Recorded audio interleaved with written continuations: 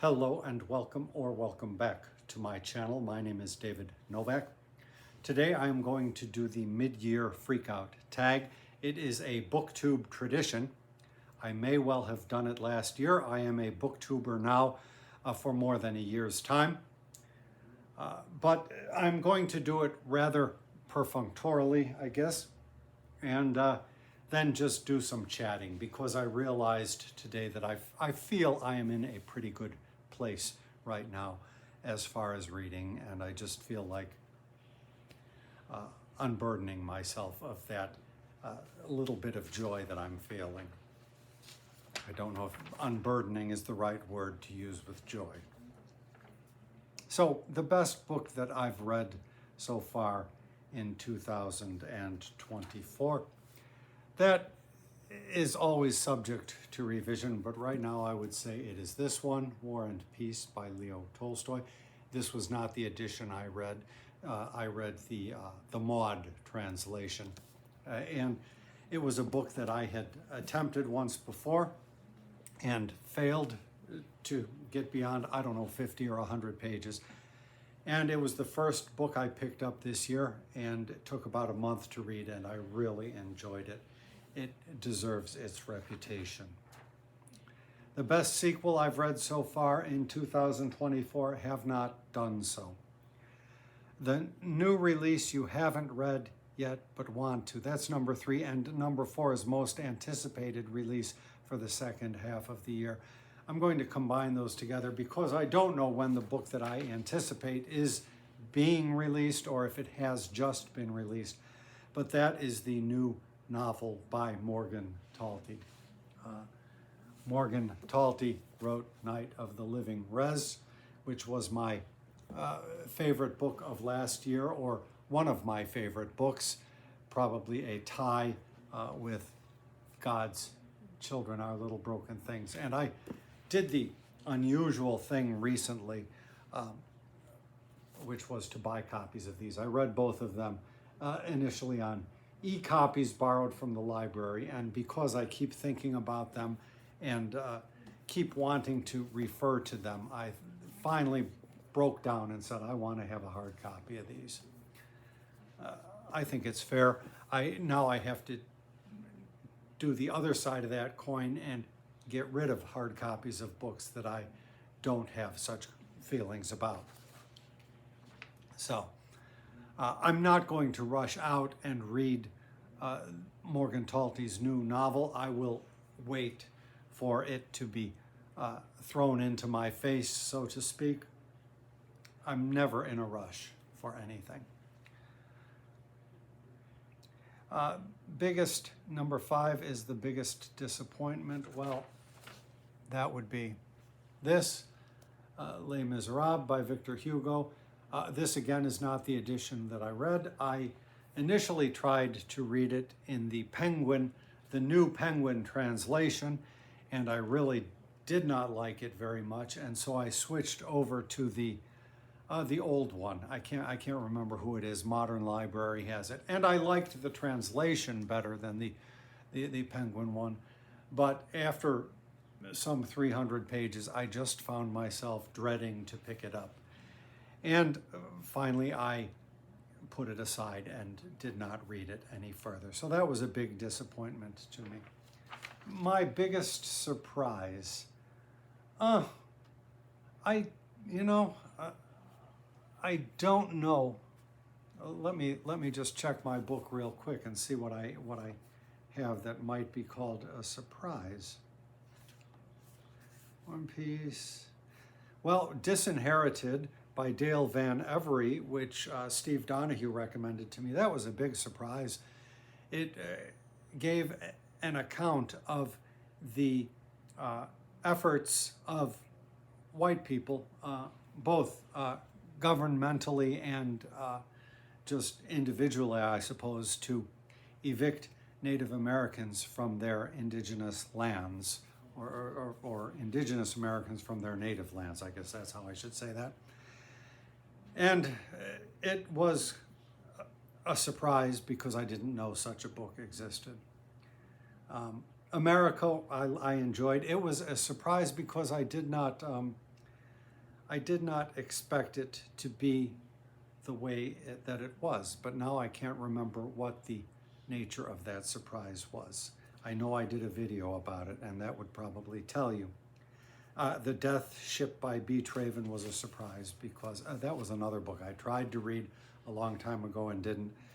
Just how much I liked it and how much the whole plot has seared itself into my consciousness.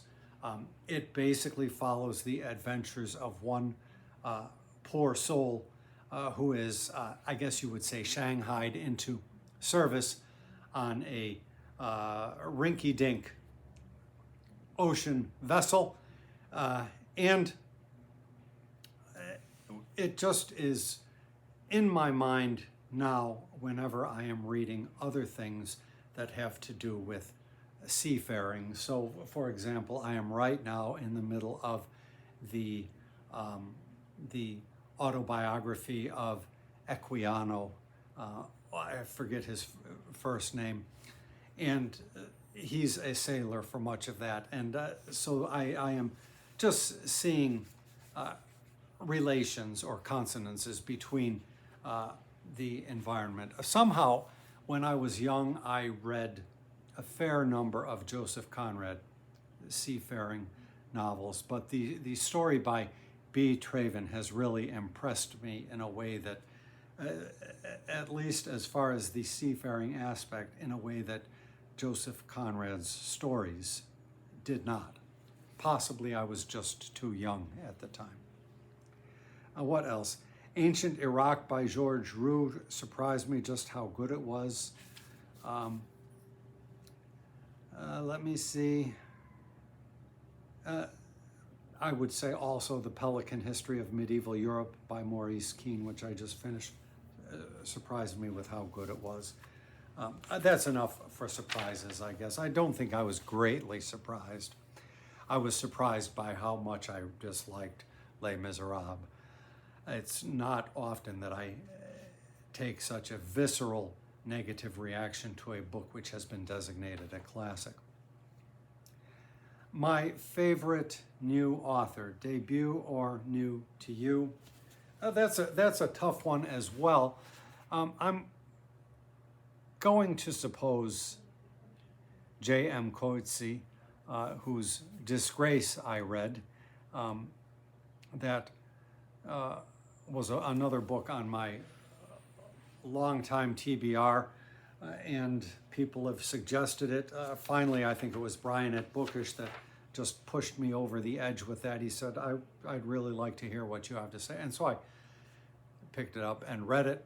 And that was a surprise in that, well, I had no expectations, but I've talked about this. The book went off in unpredictable directions for me. So, number 8 is my newest fictional crush. Well, I'm going to cross out the word fictional and say my newest crush, and that is going to be Stephen Runciman.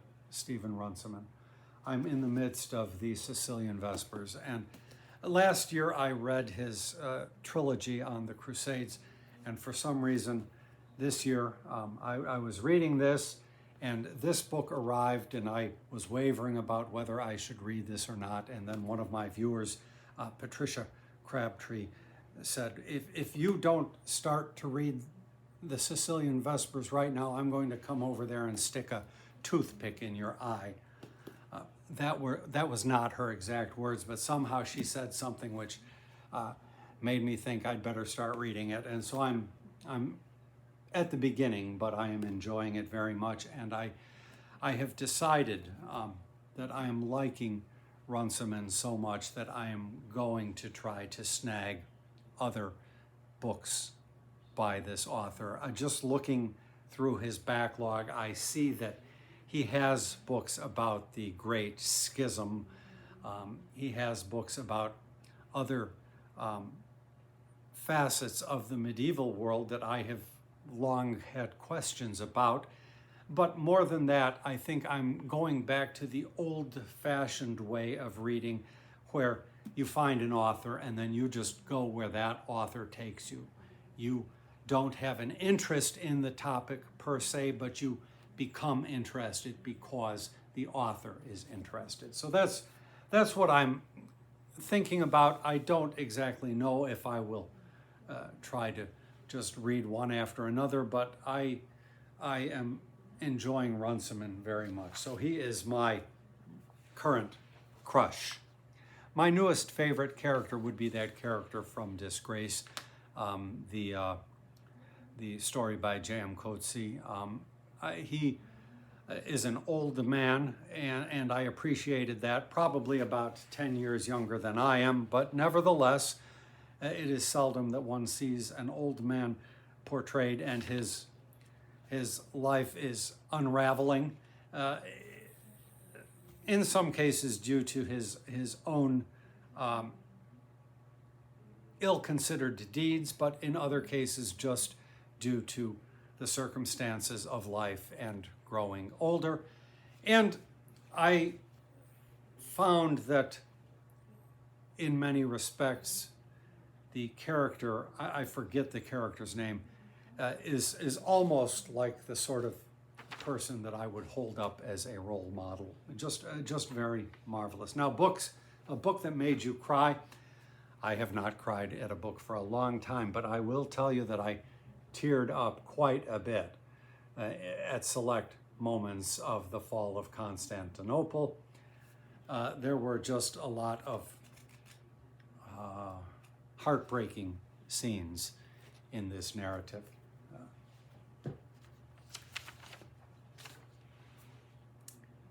A book that made you happy? Well, actually a lot of them have been making me happy. The only book that has not made me happy really was Les Miserables, and I did not finish that. Let me see. True Grit made me happy. It's interesting because when I was young, I read no, I didn't read it. I saw the John Wayne movie. Then I read this in the last month, I believe. And then just last night, I believe, I watched the Coen brothers movie of the same title. And I can see why they wanted to make the movie. I don't think I loved that movie particularly, but it was much truer to the book than the John Wayne vehicle would have been. I no longer remember it. But I had the sudden enlightenment just very early on in the movie, what the true meaning of this title was. I understood this title. I understood what the author had intended, which in the past, under the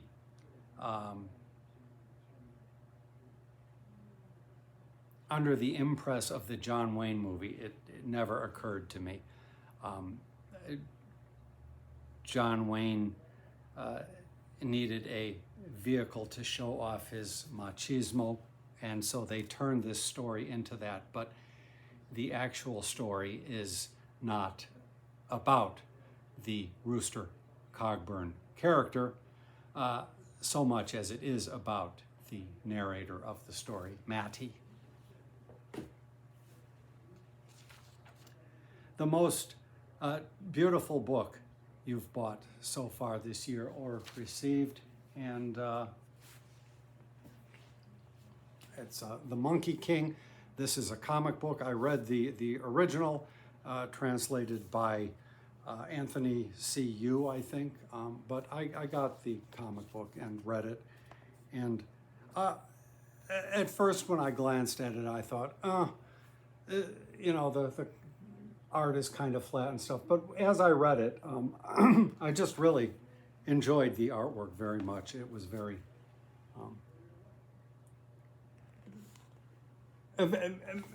very nicely interpretive of the story. The only sad factor here was that it cuts the original story short. I don't mind missing out on some of the battles with monsters, but it cut the story short. So that for a curtailed version, here is the monk.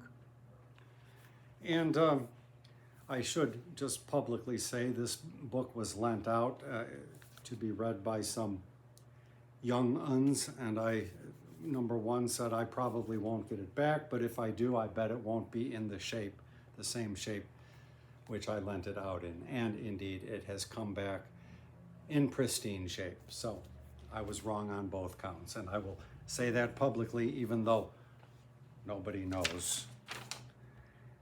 What books do you need to read by the end of the year? And that's an easy one as well.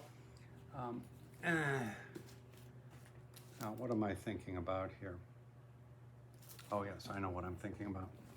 So, starting in January, I began to read Henry Adams' The History of the United States, and I started reading, I think I started 20 minutes a day, the last thing I do before bed, and I figured that'll get me through the book in a year. Well, it's 2 volumes. So this volume covers the presidency of Thomas Jefferson. There you can see. And there is a volume 2 which covers the presidency of Madison.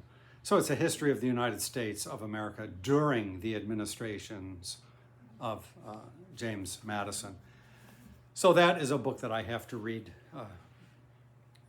in the next half year. Right now I am on progress. It is not yet to the midpoint of the year, and all things going as they have been, I should be finished with this by the end of June. And so in July, I will be ready to start that volume 2.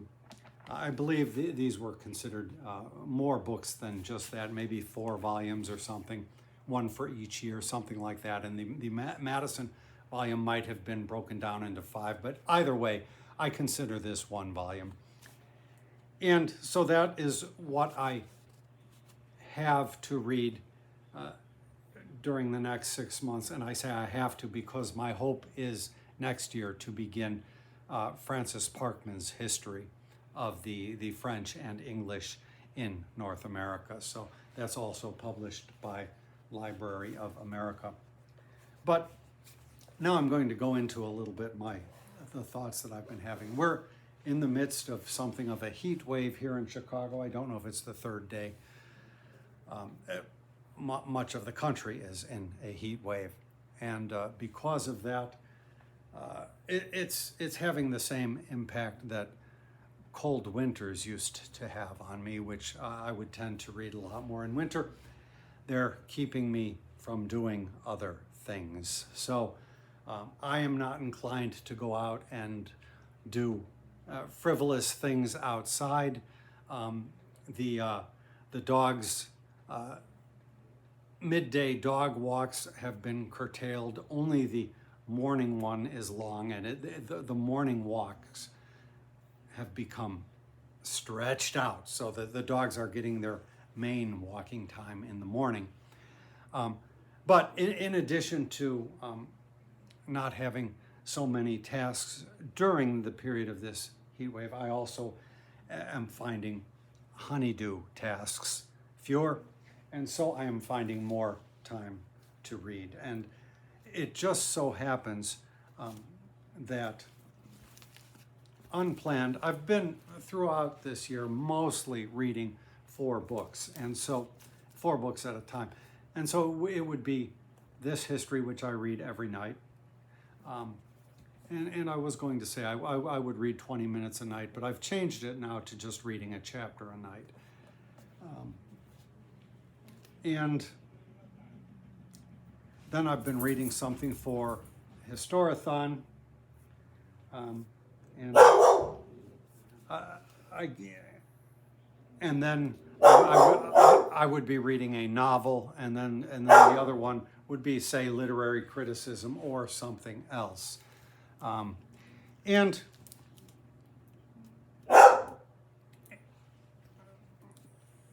just because I decided to take up this Runciman, I am reading 4 history books simultaneously, and I feel like I am loving it.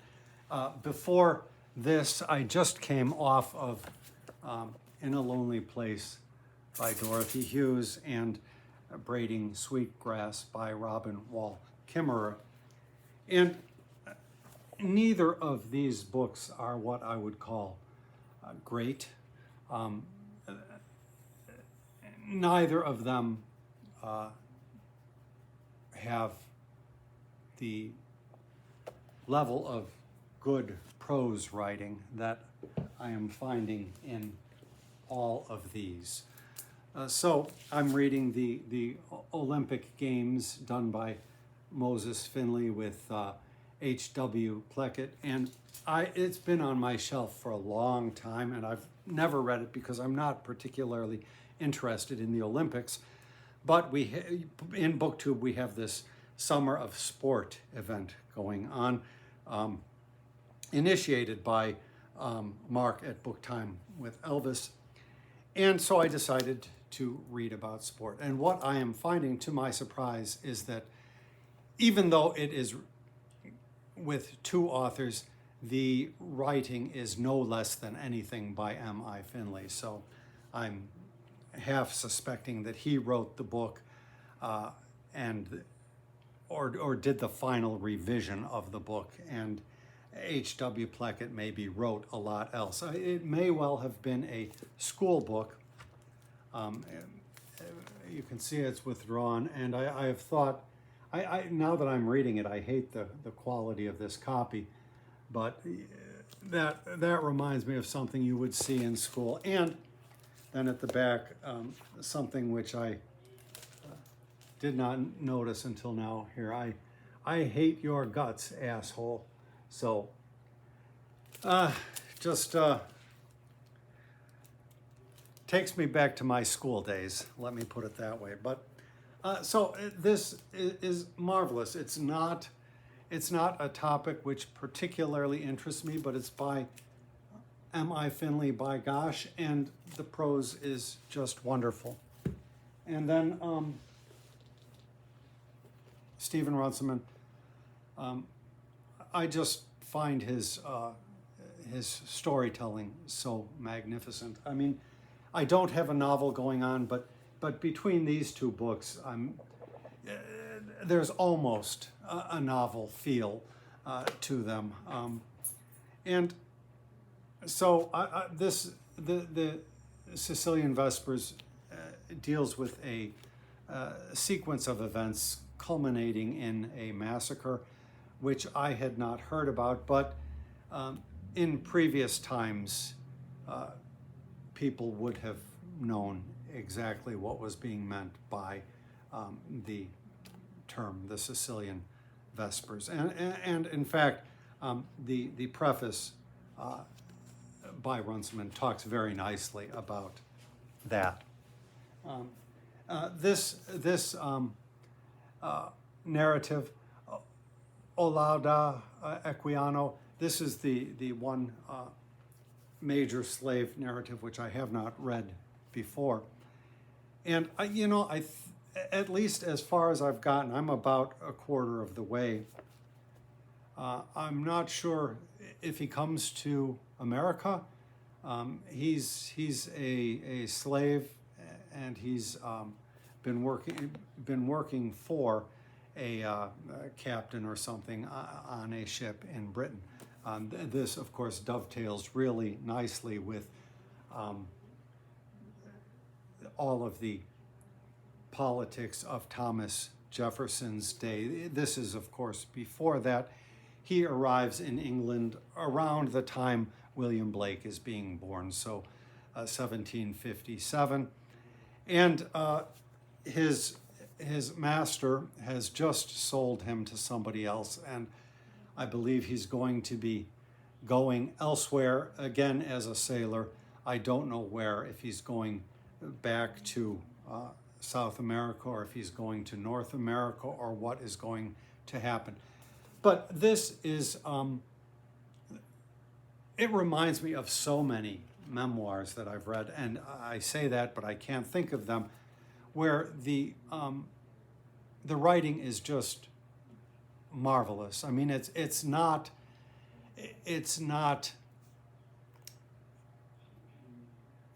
anything above standard, but it's the kind of writing that is perfectly suited to what he is describing. He does not reach the heights of the later Frederick Douglass, perhaps, but there is something to be said for a memoir that tells unusual situations and circumstances in a very straightforward way. And so I am just enjoying this one.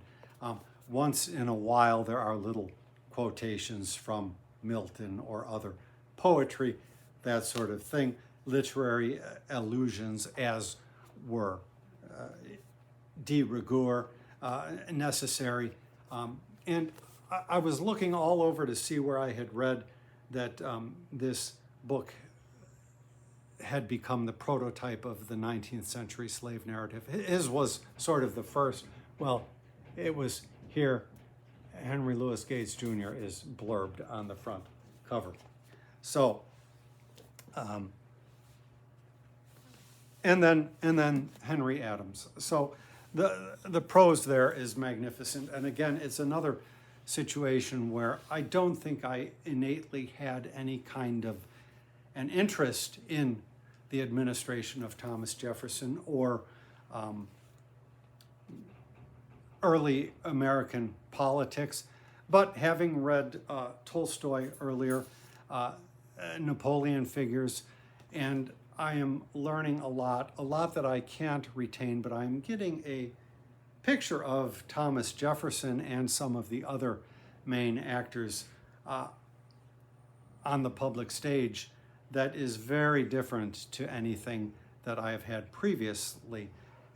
In the past, when I was young, I read some letters by Thomas Jefferson, and I read some of his writings, his original version of the Declaration of Independence, and I think maybe his charter for the University of Virginia. I read some of that. But Thomas Jefferson as writer is very different than the vacillating and what is the word?